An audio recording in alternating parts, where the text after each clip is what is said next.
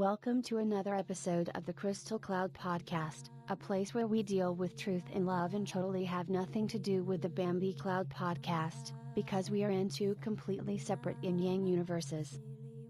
I think.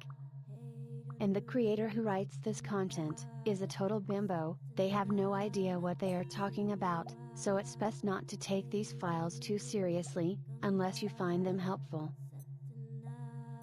Hello? Is this thing on? Testing?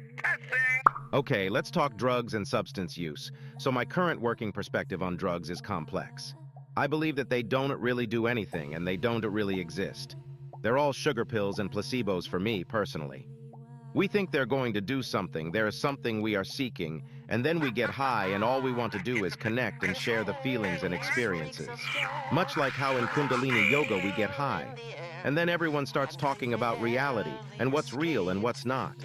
They talk about manifestation and magic and lovey-dovey God and twin flames. And science isn't real, and space isn't real, and you aren't real, and everything is real, and you should only ever trust yourself.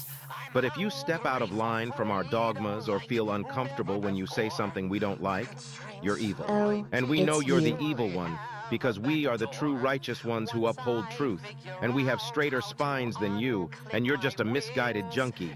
Unlike me, I pray and bake banana bread to share it with my community, to prove to myself and my community that I am good and I belong. Oh, to understand your twisted little mind. So when you bring in drugs as a variable in that equation, I think it unnecessarily overcomplicates things for yourself and everyone else. They say when you're looking There are far for too many this, spiritual people who love to get it's high, smart to and they pick think the that is path them of being least spiritual, and they start living in fantasy land and wishful thinking.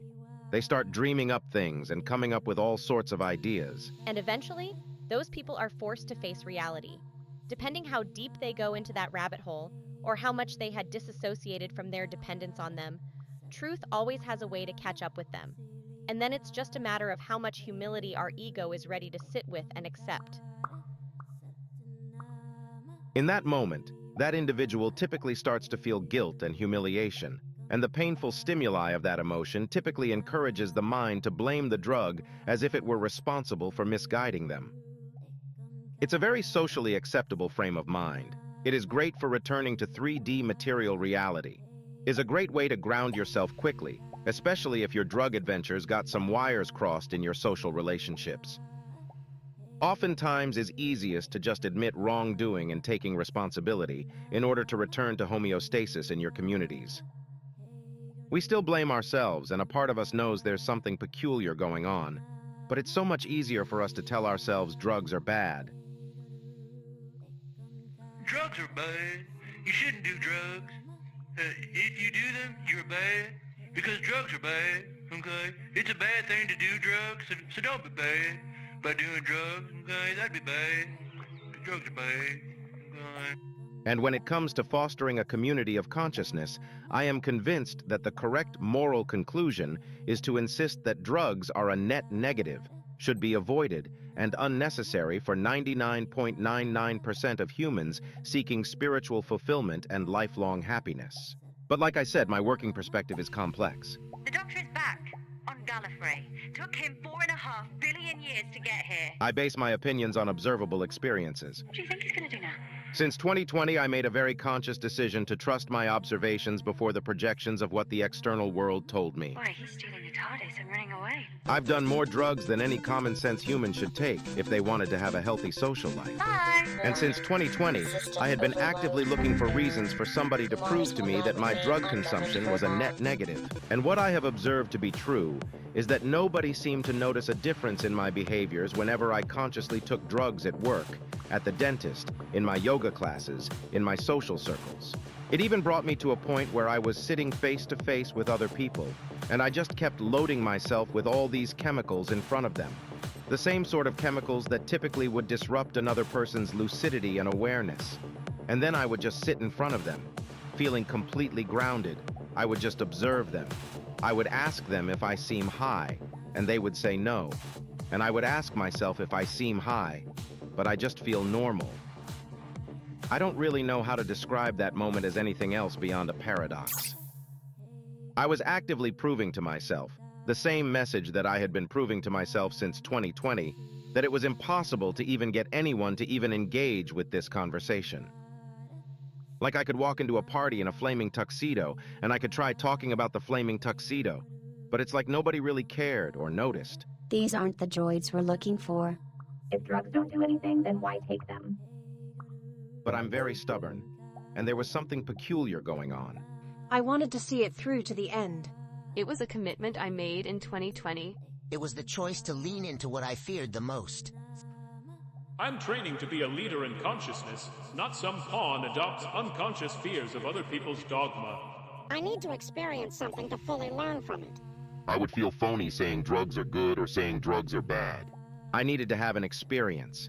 I could never consider myself a leader of consciousness until I learned something from this. I needed to see real truth. I want to be software. The core lesson I learned for myself is that you can't prove if it's good or bad. Upload my mind.